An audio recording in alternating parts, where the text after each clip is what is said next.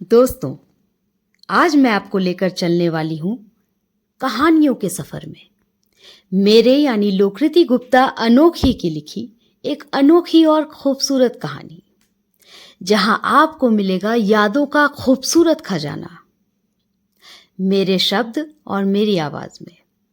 तो चलिए ना मेरे साथ इस कहानी के सफ़र में, जिसका शीर्षक है ए माई, हमको भी पापा संगे घूमने जाना है। ए पापा, अब अरियो आप हम लोग के साथ नहीं ना चलिएगा? ना रे लल्ला, तू लोग सब घूमने चल जाना। काहे पापा, हर बार आप ऐसे ही करते हैं? बाकी सब हमरा दोस्त लोग मम्मी पापा दोनों के साथ घूमने जाता है और फेसबुक पर खूब बढ़िया बढ़िया फोटो भी डालता है। बस हम ही आपके बिना हर जगह जाते हैं। नहीं नहीं, इस बार नहीं पापा, हमको आप चाहिए। हमको तो आपके भी साथ जाना है। बेटा, हम बाप हैं तुम्हारा, और बाप का क्या कर्तव्य होता है? अपना बेटा को बेस्ट देना। और बेस्ट कैसे देंगे? कमाएंगे तभी ना। अभी दुर्गा पूजा का ना समय है, एक दिन में 50-50 किलो डोसा निकल जाता है। हम बाद में जाएंगे तुम्हारे साथ घूमने। देखो लल्ला, तुमको हमरे जैसा डोसा बेचने वाला नहीं बनना है। तुमको तो शहर का सबसे टॉप विद्यालय में एडमिशन करवाए हैं, काहे कि तुमको बड़का बाबू बनना है। बड़का बाबू मने बड़का अफसर बनना है लल्ला। भाग पापा, हमको नहीं बनना है कोई अफसर उफसर। नहीं जीना है वैसा जिंदगी जिसमें आप है ये नहीं है। बाकी सब का पापा लोग उसके साथ घूमने जाता है। बंसी का बेटा कान्हा झल्लाते हुए बोला। अरे बात को समझो लल्ला, उस सब लोग का बाप अफसर होता है, नौकरी करता है, इसलिए ना छुट्टी मिलता है। तभी ना इतना मेहनत करके तुमको पढ़ा रहे हैं, ताकि आगे चल के तुमको भी छुट्टी मिलेगा और तुम भी फटर फटर अंग्रेजी बोलेगा, एकदम वही लोग के जैसा। बंसी ने अपने ढोसे के ठेला गाड़ी को तैयार करते हुए कहा, आप बाप नहीं है, सौतेला बाप है, तभी आप हमसे प्यार नहीं करते हैं। कान्हा ने चिल्लाकर रोते हुए कहा। लल्ला!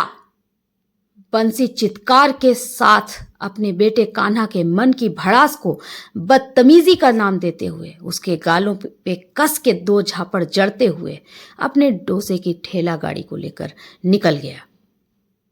आज 8 साल का कान्हा हर पूजा पंडाल में माता रानी की प्रतिमा के आगे बस एक ही गुहार लगा रहा था कि ए माई, हमको भी पापा संगे घूमने जाना है।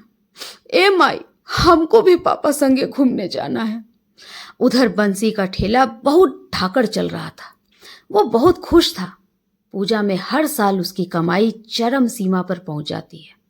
उसे अपने बेटे की बात से दुख तो पहुंचा था, लेकिन उसने उसे नादानी समझ के क्षमा कर दिया था।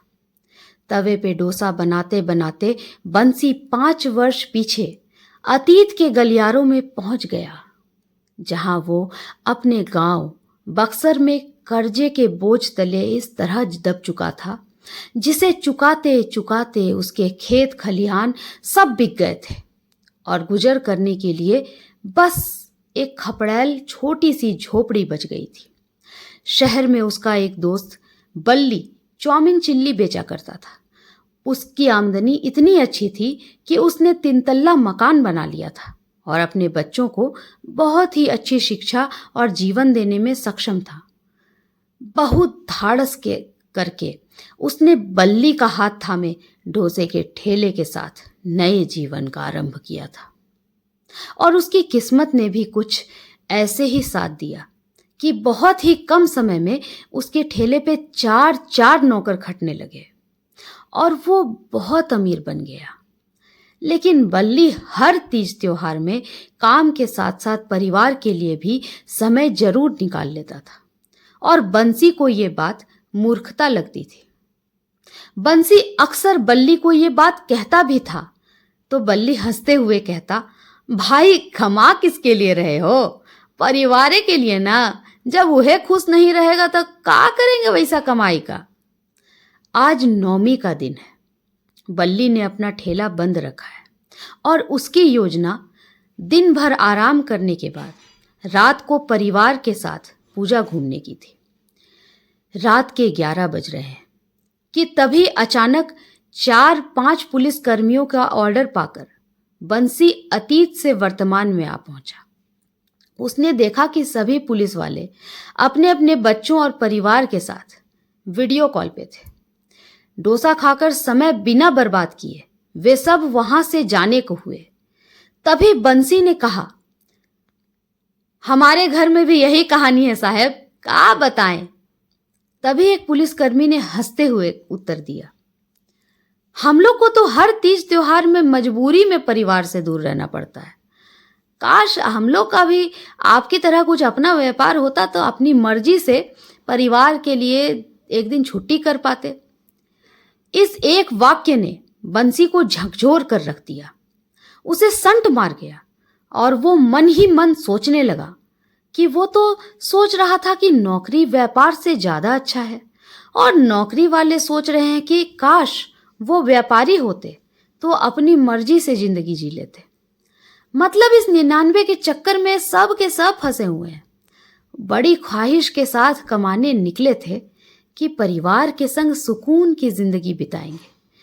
फिर वक्त गुजरता गया और कमबख्त कमाने की लत ने परिवार की तरफ मुड़ के देखने का मौका तक न दिया। ऐसे ही बुजुर्गों ने नहीं कहा है कि कुछ पाने के लिए कुछ खोना पड़ता है। तो परिवार के साथ यादों के गुल्लक में खुशियां और मुस्कान भरने के लिए बंसी ने भी अपने एक रात की कमाई के मोह को त्याग दिया और ठेला बंद करके अपनी पत्नी और बेटे के पास जा पहुंचा। कान्हा खुशी से नाचने लगा और उसने मन ही मन माता रानी को बहुत धन्यवाद दिया। आज बंसी उसे अपने कंधे पर बिठाकर पूजा घुमा रहा था और कान्हा इतरा रहा था। उसकी पत्नी भी बहुत खुश थी। आखिर उसने बंसी का ये रूप कई सालों बाद जो देखा था। आज बंसी को आभास हो रहा था कि ये पल बहुत अनमोल है। 50 किलो आलू के डोसे की भला इसके सामने औकात ही क्या है। आज एक बार जो मेरा बेटा बड़ा हो गया जाएगा तो हमको खोजेगा का, और वो तो अपना दोस्त लोग के साथ पूजा घूमेगा, तब हम भी उसको कहाँ फिर ऐसा कंधा पर घुमा पाएंगे। दोस्तों, जीवन में लक्ष्य अनंत है, बस यात्रा का आनंद ही जीवन को जीवंत बनाए रखता है। बंसी समझ चुका था कि पिता का अर्थ केवल अर्थ दान करना ही नहीं होता, बल्कि पिता तो उस घने वट वृक्ष की भांति होता है जिसका हर सुख दुख में उपलब्ध होना ही बच्चों के लिए अपने आप में बहुत बड़ी उपलब्धि होती है। तो दोस्तों, माता रानी ने जिस प्रकार कान्हा की इच्छा पूर्ण की, हमारी भी इच्छा अवश्य पूर्ण करेंगी। तो एक बार जोर से बोलो, जय दुर्गा माई की।